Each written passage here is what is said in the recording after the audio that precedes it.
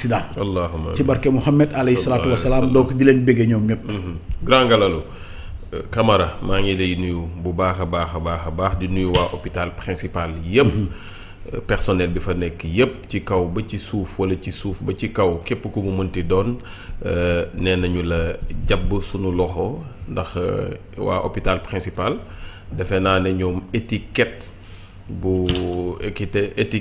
hôpital boo xamante ne malade bu fa demee bu ñu ne hôpital principal la hôpital bu dal xel la waaw ñoom yàlla may na leen loolee ñu ngi leen di nuyu ma profité aussi képp kuy personnel de santé di yëngu ci wàllu santé ma lay nuyu bu baax a baax di ci profité di ci nuyu kookee nga xamante ne sama séddoo la sama xarit la sama mag la di wuyoo ci turu Nabu Ndaw saa deene aram faxa bëlëb ndukumaan maa ngi lay nuyu bu baax a baax namm naa la Ndaw j'espère que yaa ngi ci jàmm di la bëggee nga nuyul ma waa kër ga yëpp Maxu Moustapha Sidi Ndaw ak ñëpp nuyul ma waa kër gi yëpp ziar naa leen bu baax a baax vous êtes sur 313 digital on est en direct maa ngi ziar ak a bëggee ñëpp ñi nga xamante ne ñoom ñooy nekk ci live bi Kémo Kalanji Jibi PJ 5 Pro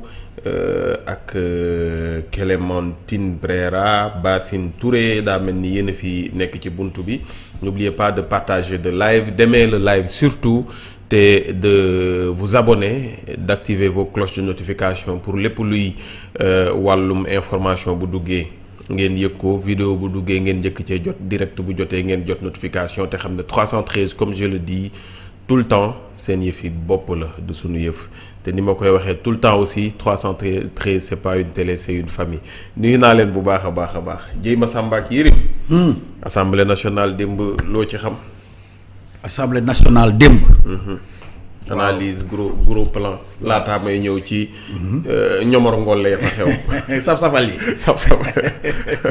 waaw effectivement li nga wax am na solo mais nga may ma rek ma nuyu defal nuyoo spécial madame Dieye soxna Khadija. Dieye Massamba yi mu ngi seetaan. waaw xam naa mi ngi seetaan rek.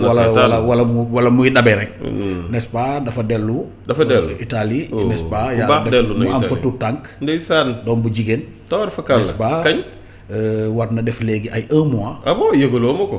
waaw effectivement parce que ba mu yeggee condition yi mu yeggee woon. xale bi dafa nekkoon crèche. macha allah ba temps yi yàlla muccal na leen defal na leen jàmm defal na leen salaam. n'est-ce pas. yow daa tombé yow it amoo passeport amoo voilà dara tombé man samay kayit réer. n'est-ce pas mais maa ngi ci démarche yi. pour replier nu ma gën a gaawee. may profité vraiment di ko nuyu. n'est-ce pas di ko féliciter di ko massawu.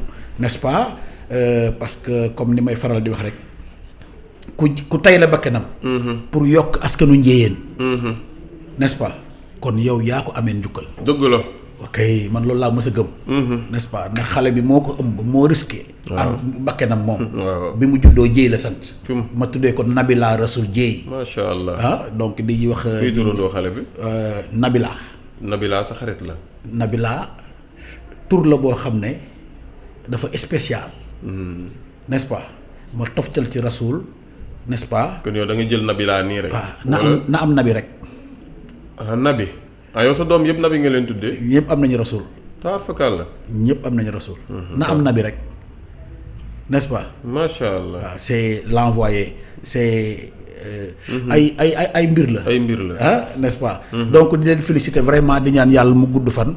moom ak ay magam ak rakkam yëpp. yàlla defal leen jàmm defal leen tawféex. ci barke Mouhamed alayhi salaatu wa salaam boo duggoon tey ji YouTube nga laaj nga tàppe Nabila. di nga xam origine tur bi n'est-ce pas c'est l'envoyé c'est nu mu tuddati l'unique.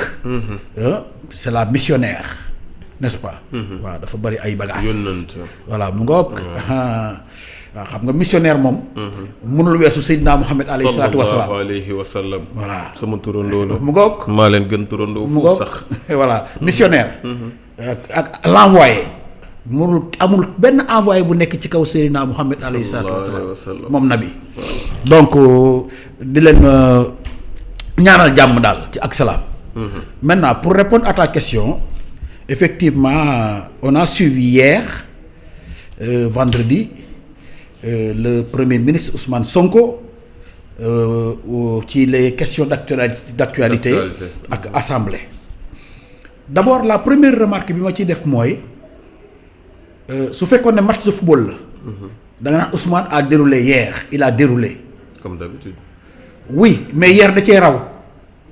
comme d'habitude certes. comme d'habitude n'est-ce pas. mais hier daf ci raw. li tax mu raw ci mooy dañu dañu nekkoon depuis 2 semaines depuis le 8 sax laa wax. wala avant même le 8.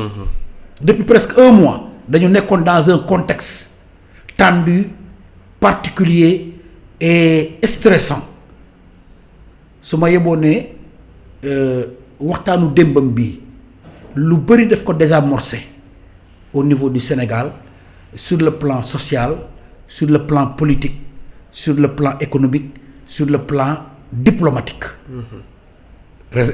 Observation yooyu laa ci def man parce que ci génn boobu mën ngaa xuus ci économie mu wax loo xam ne vrai dëgg yàlla ñi ko déglu ak xel gis nañ ne am nañ benn dal am nañ dal esprit parce que li mu doon wax démb assemblée. nekkul yu mu inventé. C'est des chiffres n'est-ce pas. C'est des chiffres yoo xam ne da ko doon génne avec des preuves à l'appui. moo tax même mi ngi def allusion ci benn passage di wax ne mun leen ki ko doon wax intervention wu ay chiffres ngeen fi indi. wàññee ko du ñu laajaat ay chiffres mais boo gëmul chiffre doo poser question bu jëm ci chiffre. alors que àdduna yëpp chiffre la. àdduna lépp chiffre la. boo duggee sa oto di ko dawal sax da ngay wax vitesse première deuxième troisième quatrième cinquième. sixième. 7e 8e lépp ay chiffre la alors pour dire rek tout simplement que moo nga xuus. bu la neexee nga choisir économie wax ci ba géex. parce que wax na ci lu bëri. su la neexee nga choisir politique il en a parlé aussi. n'est-ce pas wax ci loo xam ne aussi le point focal mooy diggante mag le président de la république. bi nga xam ne nekkoon na si jiixi jaaxa bopp yëpp.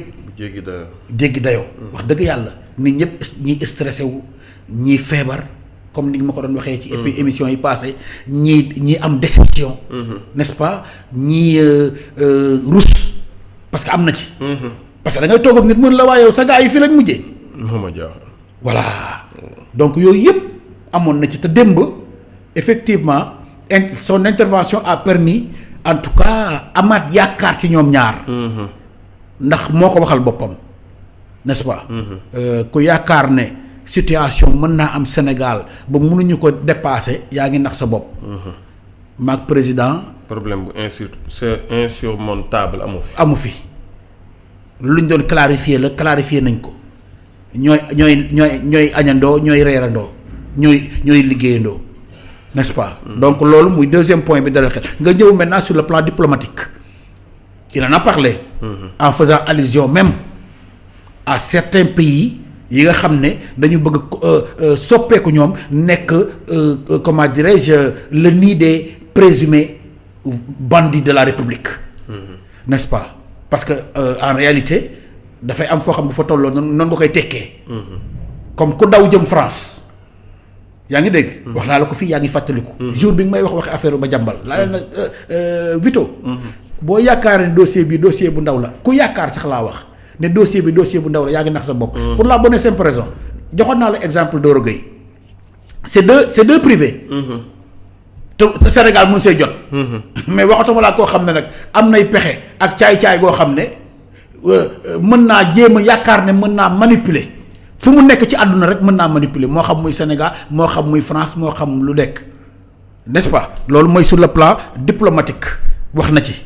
N'est-ce pas brosser waale effectivement ce qui s'est passé récemment ou en tout cas dans les 72 heures yi ñu passé si sunu voisin de la Guinée-Bissau alors comme ni ma dox rek mu nekk loo xam ne mën nga see sukkandiku ne vraiment ni ma ko mën a misaale dafa mel ne Ousmane Sonko a désamorcé une bombe boo xam ne Sénégal yëpp a ngi ci toogoon maanaam dañu toogoon ci nen génnu démbam bi dafa bari lu mu dalalee xel ñu bari wax dëgg yàlla man bi bokk naa ci ñi nga xam ne démb bi ma ko dégloo ba mu jeex bokk naa ci ñi ànd ak sérénité sur le plan économique comme ni ma la ko waxee. dégg nañ fi ay chiffres dégg nañ fi ay réalisations dégg nañ fi maanaam xam nañ fi ñu toll xam nañ fi ñu jógee xam nañ fi ñu toll xam nañ fi ñu jëm.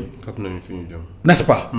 alors loolu mooy sur le plan économique beneen bi mooy comme ni ma la wax sur le plan politique mu leeral li nga xam ne loolu maanaam lépp lu war a leer boobu lañ doon xaar muy digganteem ak président mu wax ci loo xam ne xel mën na ko dégg ndax gëm naa ne dépassé nañu fu ñu naxee seen fu ñuy jéem a naxee ñun.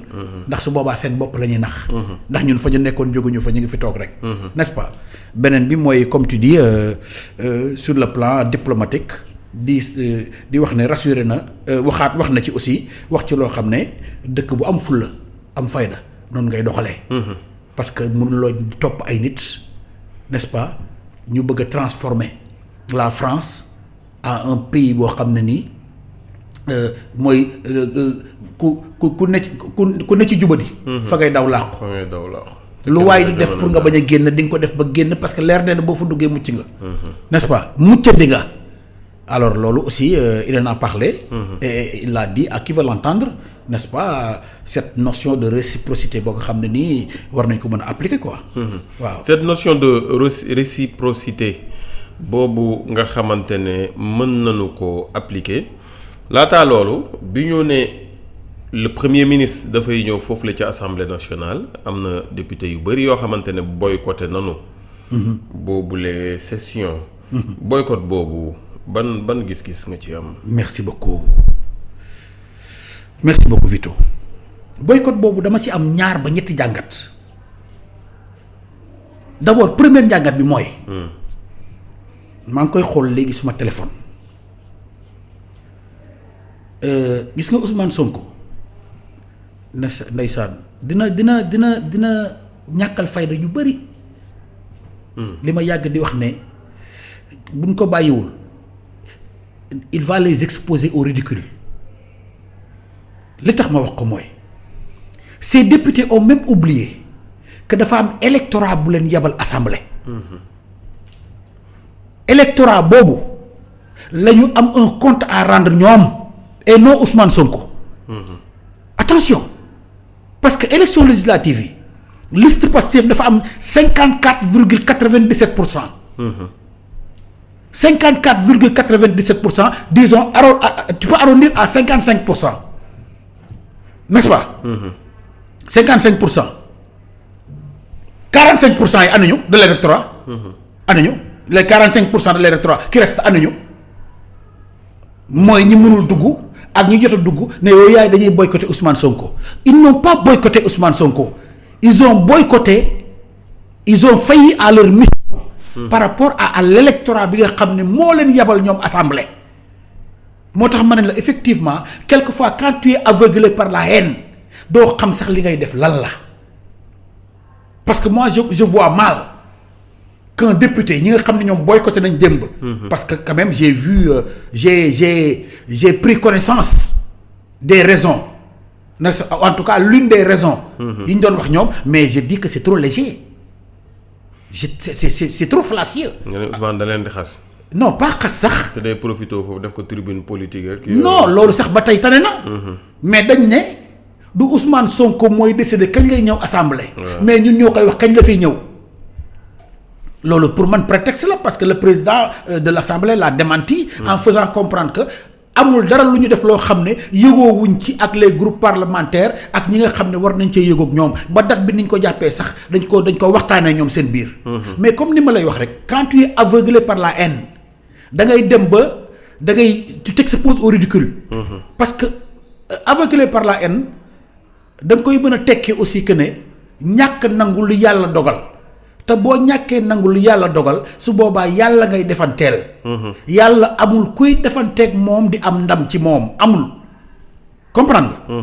à partir de ce moment première chose bi may def première remarque bi mooy d'abord ils n'ont pas boycotté Ousmane Sonko ils n'ont pas boycotté l'Assemblée nationale ils ont boycotté l'électorat bi nga xam ne moo leen fa yebal ñoom.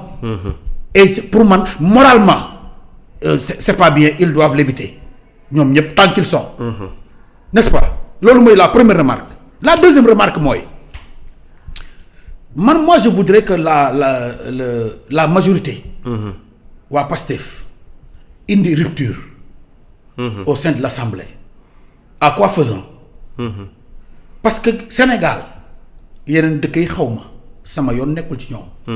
Sénégal ma ñor. Sénégal mu effectivement mooy fay ay députés. au nom du contribuable sénégalais. abstentéisme boobu ñoom war nañ ci indi rupture boo xam ne dañuy proposer ay loi wala en tout cas ñoo xam fan lañ koy jaaree ñoom. en tout cas légalement parlant pour que député parce que li may wax ni c'est d'une manière générale ah. je ne parle même pas de ci boycott démb bi d'une manière générale. député bu dëkk ci absenté te amul benn raison ñu war a am des sanctions. moo xam mu nekk des sanctions administratives moo xam mu nekk une sanction pécuniaire.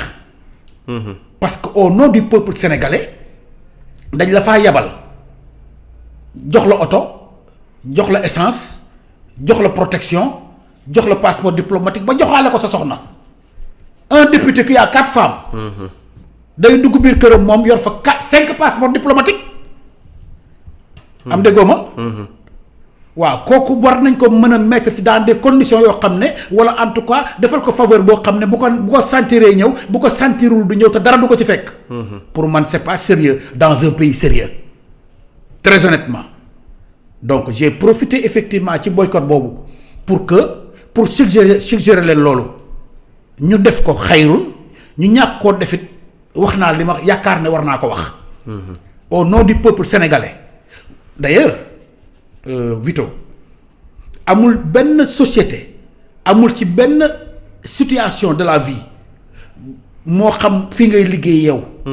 amoo sañ-sañu heure bu la neex ñëw heure bu la neex dem. su boobaa yoon dal sa kaw moo xam administrativement la lettre d'explication jëm ba ci effectivement blâme jëm ba ci comment dirais licenciement ainsi de suite selon la procédure. donc à plus forte raison koo xam ne les 18 millions de Sénégalais bokk lañ lay fayee yow. heure bu la neexee ñëw heure bu la neexee doo ñëw. war nañ ci mën a génne loi boo xam ne toute absence non justifiée. ñoo xam dañ naan bu dee benn yoon moo xam bu dee ñaari yoon bu dee ñetti yoon nga absenté ko sans justificatif n'est-ce pas mu am sanction administrative et pécuniaire. loolu mooy dëgg ne serait-ce que sa diggante ak riba parce que boo absenté pendant 1 mois assemblée amul benn daan bu la ci fekk weer dee nga dem ñu fay la. nga arrière sa oto ñu jox la ñu defal la bon essence. yaa ngi lekk riba sénégalais yi yaa ngi lekk riba ndax li ngay lekk mérité woo ko. donc ne serait-ce que pour toutes ces considérations sanction dafa war a am loolu mooy dëgg. parce que xam nga lan moo tax ma wax la loolu Vito. Regarde le dossier de Madiambal Diagne li ma la doon wax sànq ci haine bu la animé regarde observe bien le dossier de Madiambal Diagne. gis nga ñi ciy wax ñi nga xam ne ils éprouvent une haine envers Ousmane Sonko tu as même l'impression que ne Ousmane Sonko moo lebal xaalis jëm Madiambal fayu ko mu di ko dàq pour mu fay ko ñi yéene ko mu bañ koo jàpp. déggoo ma de ils oublient même que Madiambal ak ñeneen ñi mel ne moom liñ leen di toppee mooy li ñuy tabaxee hôpitaux yi.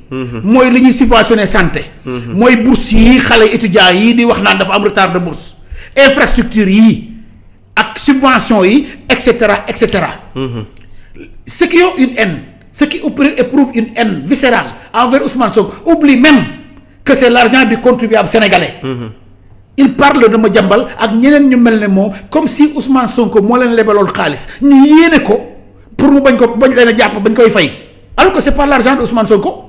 Il l'oublie même tellement que la haine les anime malheureusement pour ce peuple-là. xam nga est-ce que comprendre fi ma waxee. ils oublient ça que ne xaalis bii encore une fois moo war a tabax hôpital moo war a wàññi courant moo war a wàññi ndox moo war a wàññi ceeb moo war a wàññi diwlin moo war a wàññi suukar moo war a tabax logements sociaux moo war a defar infrastructure. moo war a subventionner école ba xale yi effectivement comme ni ñu daan def ñun bi ñu nekkee xale je me rappelle dañu daan jox ay fournitures loolu dëj na fi depuis l'avènement de un peu avant Abdou Diouf di dem avec l'avènement de Ablaye Wade. N'est-ce pas avec bi feu Iba Der Thiam nekkee professeur nekkee ministre éducation nationale ba amoon effectivement xaw ma classe à double flux xaw ma. ñun bi ñu nekkee xale je me rappelle dañu daan jox sax fourniture livre jox la fourniture ay cahier yooyu noonu say parents mottali li ci des parce que ils oublient même que xaalis boobu pour loolu la.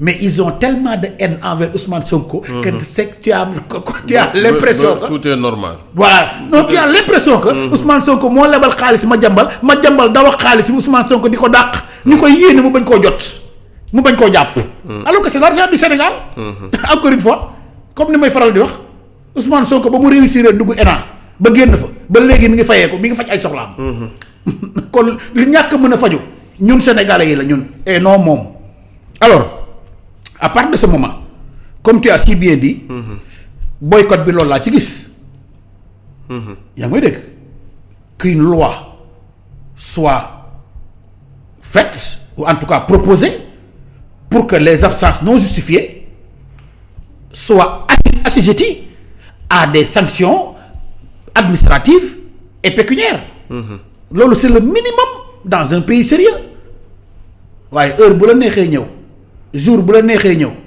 heure bu la neexee doo ñëw jour bu la neexee boo ñëw te dara du la ci fekk du dindi dara say privilège en tant que immunité honorable d'ailleurs honorable pourquoi honorable boo xam ne pourquoi merci beaucoup bonne question tu as compris ce que je voulais dire honorable boo xam ne tu ne t'honores même pas tu n'honores pas tes engagements moral yaa ngi dégg ak l'engagement moral bi nga xam ne moom nga jaay yow électorat bi la yóbbu assemblée honoré woo ko tu es honorable député en quoi vous êtes honorable je me pose cette question là une honorabilité elle ne se décrète pas je suis désolé elle se mérite d'ailleurs paradoxalement loolu c'est le mérite de Pape Djibril xam nga man bariwul lu may ànd ak moom mais au moins il a le courage de venir raconter des bêtises ñu tontu ko ci bêtises yooyu au moins il assume ça ndax au moins mais mën naa wax ne dugg naa assemblée ndax moom yebbu la fa boppam